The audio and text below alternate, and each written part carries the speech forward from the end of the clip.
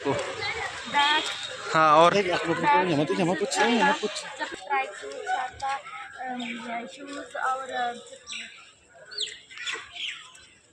कुछ और क्या बताना, ये सारा बताना इसको क्या है। बैग, ट्राई सूट और छाता और ये शूज और चप्पल।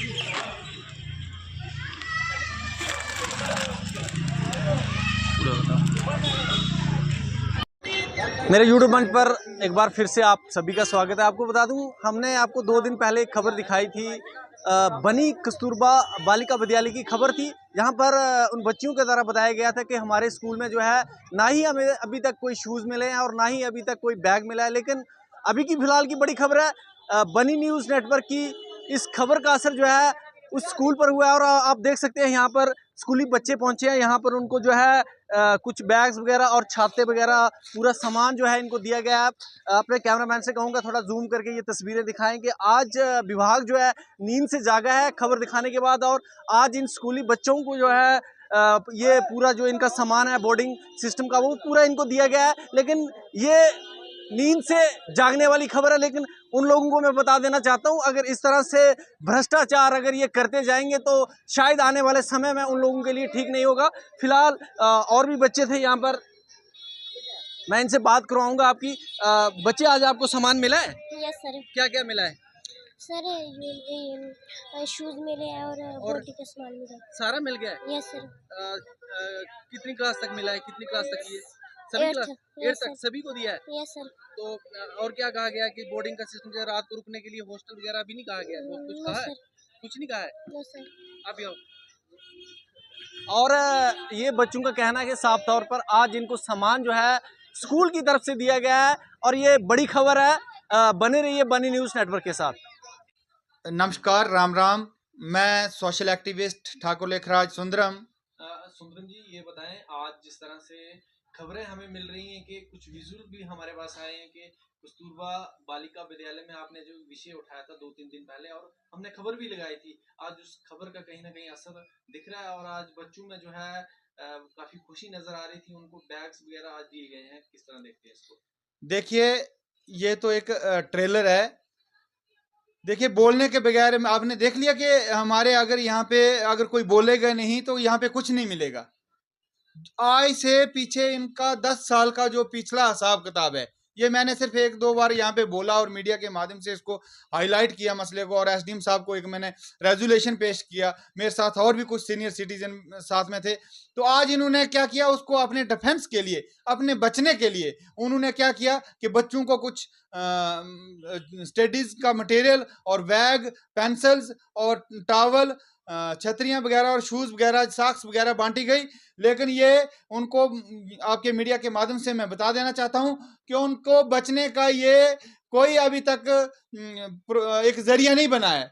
उनसे मैं आपके मीडिया के माध्यम से और एडमिनिस्ट्रेशन को ये बता देना चाहता हूं कि मैं उनकी 10 साल की जो पिछली उन्होंने जो कमाई करके रखी है, जो बच्चों के सामान को उन्होंने लूट घसूट कर और पता नहीं किस तरीके से उन बच्चों को सामान को उन्होंने ग्रैब करके रखा हुआ है, मैं उसकी पूरी इंक्वायरी चाहता हूं और दूध का दूध और पानी का पानी चाहता हूं। क्योंकि उन्होंने जो हमारे इन बच्चों के साथ, जो अर्फन बच्चे हैं जिनके माँ बाप नहीं है, आप मानते हो जिन बच्चों के माँ बाप नहीं होते हैं उनको किन किन परेशानियों से फेस करना पड़ता है। विद्यालय जो है बालिका विद्यालय, इसमें कौन बच्चे पढ़ते हैं?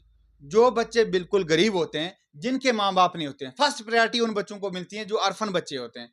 दूसरे नंबर पे अंत्योदय, जो बिल्कुल बिलो प्रॉपर्टी लाइन के नीचे होते हैं, जिनके पास घर नहीं होता है, बैठने को जमीन नहीं होती है, खाने के लिए 2 टाइम की रोटी नहीं होती है, पहनने के लिए कपड़े नहीं होते हैं, वो बच्चे उन दूसरी कैटेगरी में वो पढ़ते हैं। और तीसरी कैटेगरी जो बीपीएल है, बीपीएल में भी वो बच्चे वहां पे डिजर्व करते हैं कि जो बीपीएल में भी बड़ी कैटेगरी होती है, बड़ी बदकिस्मती के साथ कुछ सर्वे की लिहाज से रह जाते हैं, वो अंत्योदय में भी बिलोंग नहीं करते हैं, इतने गरीब होते हैं, उससे भी डाउन होते हैं। लेकिन वो कुछ लोग बीपीएल में रहते हैं, उनके लिए भी ये बालिका विद्यालय होता है। लेकिन यहाँ पे इन्हीं बच्चों के गले पे छुरी रखकर और 10 साल तक ये बोर्डिंग का सिस्टम इन्होंने बंद कर दिया।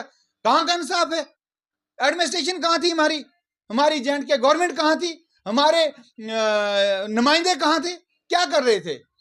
मुझे तो ऐसे ही एक दिन मैं यहाँ से गुजर रहा था, मैंने अगर 10 साल इस किस्म का ये कस्तूरबा बालिका विद्यालय को पूरा सिस्टम को भंग करके रखा हुआ था। वहाँ पे इतना मटेरियल, स्टडी मटेरियल आता है बच्चों के लिए, एक बहुत तगड़ा मेनू बना है, उसमें 4 टाइम का खाना आता है। इन्हें रिफ्रेशमेंट करने के लिए 4 किस्म की आइटमें मिलती हैं, जैसे दूध, अंडा, फ्रूट, हर किस्म का ये रिफ्रेशमेंट इनको अलग से मिलती है। वो सारा इन्होंने गवर्न करके रखा हुआ है पिछले 10 सालों से। मुझे कहीं ना कहीं उन लोगों पे शक हो रहा है कि जो लोग हमारी नुमाइंदगियां करते थे, जो हमारे नुमाइंदे हैं, वो इसमें मुलव्वस ना हो। क्योंकि 10 साल तो कम से कम 1 साल ये घोटाला कर सकते, 2 साल, 3 साल, 4 साल लगातार ऐसा नहीं हो सकता कि 10 साल तक ये पता ना चले किसी को। बड़ी हैरानगी की बात है यार, बड़ी देखने की एक बात है, एक सोचने का विषय है। सोचो, आज भी देखो इसी किस्म के और भी बड़े सारे खिलवाड़ हमारे बनी बगलाक के अंदर हो रहे हैं। बड़े सारे लोग ऐसे हैं, कोई ऑफिसर ऐसे हैं जिन्होंने 30-30 साल तक कुर्सियों को पकड़ के रखा हुआ है और वहां से हिल नहीं रहे हैं। क्या प्रॉब्लम है उनको? क्यों नहीं उनकी ट्रांसफर होती है? क्या वजह है? एक बहुत अच्छी पॉलिसी है, गवर्नमेंट ने बहुत बढ़िया पॉलिसी बना के रखी हुई है कि अटैचमेंट को सबको कैंसिल कर दिया है। लेकिन बड़ी हैरानगी की बात है, मेरा जन्म 1999 में हुआ है, मेरी आज 36 साल उम्र है।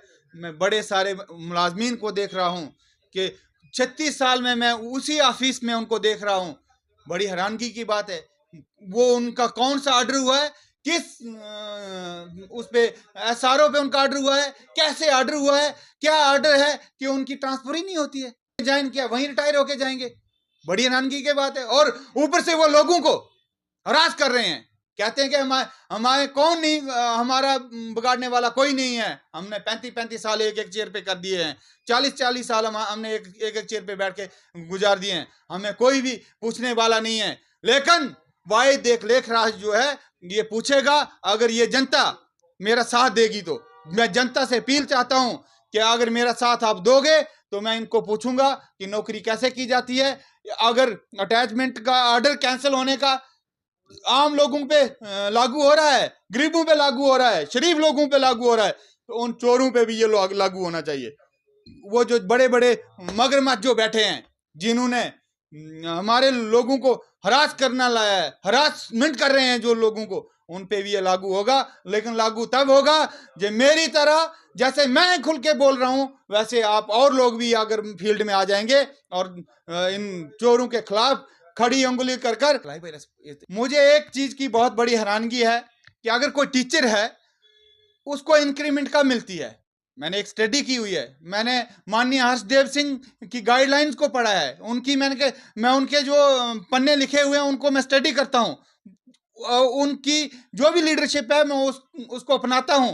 मेरा एक बहुत बड़ा सपना है कि बनी के लोगों को भी मैं अपने साथ लेकर चलूंगा और बनी के लोगों का साथ दूंगा, और अगर बनी के लोग मेरा साथ देंगे तो हम इस निजाम को सुधारेंगे। एक टीचर, उसकी इंक्रीमेंट तब पड़ती है कि वो अपना रिजल्ट दे। एक दूसरे, इसी तरह दूसरे डिपार्टमेंट के जो लोग हैं वो, उनकी भी इंक्रीमेंट तब पड़ती है कि वो अपनी जॉब के अंदर जो जो उनको टारगेट दिए जाते हैं उन टारगेट को वो अचीव करें, तो तब उनको इंक्रीमेंट पड़ती है, तब उनकी प्रमोशन होती है।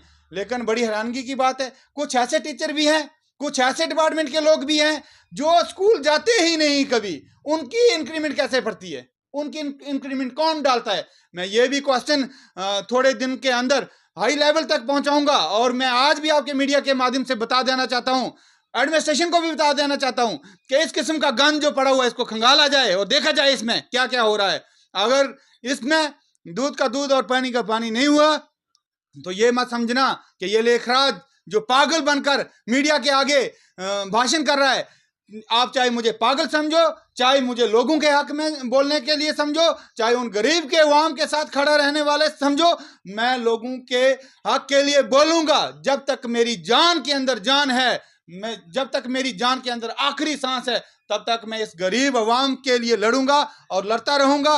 ये मेरा एक संकल्प है, मैंने संकल्प ले लिया है, मैं इसको बराबर निभाऊंगा। ये मेरा आप लोगों के साथ वादा रहा, लेकिन मैं आप लोगों से निवेदन करता हूं कि कुछ मेरा भी आप साथ दें, तभी ये हो पाएगा। रोटी दो हाथ से पकेगी, एक हाथ से नहीं पकेगी। लेकिन फिर भी अगर लोग नहीं चाहते हैं तो मैंने आपके मीडिया के माध्यम से बता दिया कि जब तक मेरी जान के अंदर जान है, आखिरी सांस तक मैं इस बनी की धरती के लिए लड़ूंगा, बनी के अवाम के लिए लड़ूंगा, बनी की गरीब जनता के लिए लड़ूंगा, बनी के उन बच्चों के लिए लड़ूंगा जिन बच्चों के साथ मैं आप मीडिया का भी धन्यवाद करता हूं कि जो मैंने कस्तूरबा गांधी बालिका विद्यालय पे एक स्टेटमेंट जारी किए थे आपके मीडिया के माध्यम से, आपने इसको बड़ा बढ़ चढ़ कर जिस मीडिया ने भी लगाई थी, मैं उनको नमन करता हूं, नमस्कार करता हूं कि उन लोगों ने कड़ी मेहनत की। आज उसका थोड़ा सा ऐसे ट्रेलर जैसा एक रिजल्ट मिला कि उन बेचारे ऑर्फन बच्चों को, उन गरीब बच्चों को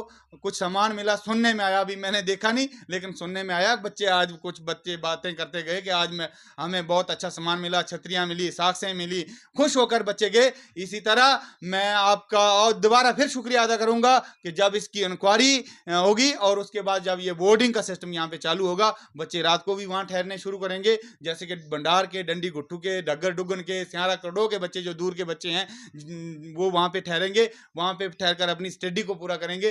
तब फिर मैं आपको एक बार बुलाकर और आपको यहाँ पे मैं लड्डू भी बांटूंगा और उन बच्चों की खुशियों में हम मिल बैठकर चाहे यहाँ पे एक स्वीट पार्टी करेंगे। जय हिंद, जय भारत, जय धन्यवाद।